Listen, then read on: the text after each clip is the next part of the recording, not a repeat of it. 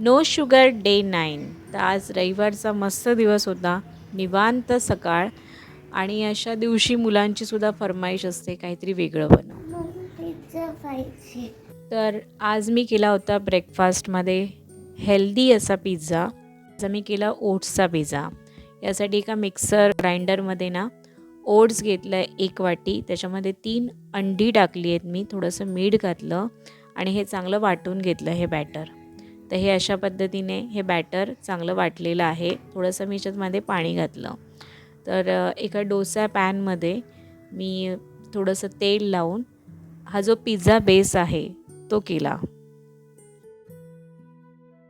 तर एक वाफ आणण्यासाठी हा झाकून ठेवला आहे आणि थोड्या वेळाने एक 2-3 मिनिटांनी हा पलटी केला. हा खरं लगेच बनतो हा पिझ्झा बेस आणि जसा पिझ्झा बेस असतो ना तसंच दिसतं.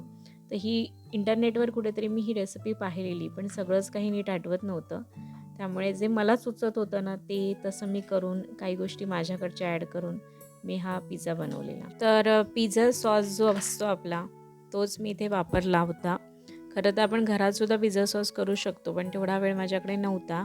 अचानक ठरली रेसिपी करायची. तर हा पिझ्झा सॉस व्यवस्थित मी चमच्याने लावून घेतला आणि माझ्याकडे ज्या वेजीज होत्या म्हणजे शिमला मिर्च होती, कांदा, टोमॅटो आणि पनीरचे क्यूब्स होते, ते सगळे मी व्यवस्थित ह्याच्यावरती लावून घेतल्या. तर चीज खरं किसून टाकलेलं खरं छान दिसतं, पण माझ्याकडे चीज स्लाईस होते तेच मी वरती लावले. वरतून थोडासा सॉस घातला. वरती झाकण ठेवून 2-3 मिनटं शिजवलं आणि त्यानंतर हा बघा किती सुंदर दिसतोय पिझ्झा. चला पिझ्झा रेडी आहे. तर खरंच हा पिझ्झा खूप छान वाटला होता आणि नित्याचं पण असं म्हणणं होतं. मी पण टेस्ट केली तेव्हा असं मला वाटलं की कसा असेल, पण खरंच चांगला वाटला.